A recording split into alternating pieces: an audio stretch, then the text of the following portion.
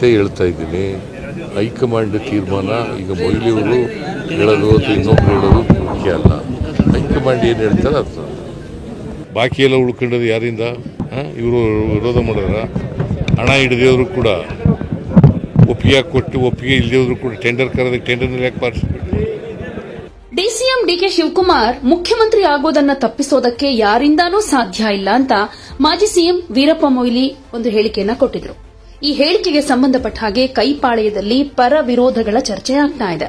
ಈಗ ಈ ವಿಚಾರಕ್ಕೆ ಮುಖ್ಯಮಂತ್ರಿ ಸಿದ್ದರಾಮಯ್ಯನವರು ರಿಯಾಕ್ಟ್ ಮಾಡಿದ್ದಾರೆ. ಈ ವಿಷಯದಲ್ಲಿ ಹೈಕಮಾಂಡ್ ತೀರ್ಮಾನವೇ ಅಂತಿಮ ಅಂತ ಹೇಳಿದ್ದಾರೆ. ರಾಜ್ಯ ಗುತ್ತಿಗೆದಾರರ ಸಂಘದ ಪದಾಧಿಕಾರಿಗಳ ಜೊತೆ ಸಭೆ ನಡೆಸಿದ ಮೇಲೆ ವಿಧಾನಸೌಧದಲ್ಲಿ ಮಾಧ್ಯಮದವರ ಜೊತೆ ಮಾತನಾಡಿದ ಮುಖ್ಯಮಂತ್ರಿ ಸಿದ್ದರಾಮಯ್ಯನವರು ಸರ್ಕಾರದಲ್ಲಿನ ಹಣಕಾಸಿನ ಪರಿಸ್ಥಿತಿಯನ್ನ ಅವಲೋಕಿಸಿ ಗುತ್ತಿಗೆದಾರರ ಬಾಕಿ ಬಿಲ್ಗಳ ಪಾವತಿ ಬಗ್ಗೆ ಪರಿಶೀಲನೆ ಮಾಡಲಾಗುತ್ತೆ ಅಂತ ಹೇಳಿದರು. ಇನ್ನು ರಾಜ್ಯ ಗುತ್ತಿಗೆದಾರರ ಸಂಘದ ಪದಾಧಿಕಾರಿಗಳ ಜೊತೆ ಸಭೆ ನಡೆಸಿರೋದ್ರ ಬಗ್ಗೆ ಮಾತನಾಡಿ ಬಾಕಿ ಇರೋ ಮೊತ್ತಗಳ ಪಾವತಿಗೆ ಮನವಿ ಮಾಡಿಕೊಂಡಿದ್ದು ಏಪ್ರಿಲ್ ಮೇನಲ್ಲಿ ಸಾಧ್ಯವಾದಷ್ಟು ಬಾಕಿ ಬಿಲ್ಗಳನ್ನು ಪಾವತಿ ಮಾಡೋದಕ್ಕೆ ಟ್ರೈ ಮಾಡಲಾಗುತ್ತೆ. ಹಿಂದಿನ ಸರ್ಕಾರದ ಅವಧಿಯಲ್ಲಿ ಅನುದಾನ ಇಲ್ಲದೇ ಇದ್ರೂ ಟೆಂಡರ್ ಪ್ರಕ್ರಿಯೆಯನ್ನ ಕೈಗೊಂಡು ಕಾಮಗಾರಿ ಶುರು ಮಾಡಿದ ಕಾರಣದಿಂದ ಬಾಕಿ ಬಿಲ್ಗಳು ಹೆಚ್ಚಿವೆ. ಇದಕ್ಕೆ ನಮ್ಮ ಸರ್ಕಾರ ಹೊಣೆಯಾಗೋದಕ್ಕೆ ಸಾಧ್ಯನಾ ಅಂತ ಪ್ರಶ್ನೆ ಮಾಡಿದ್ರು.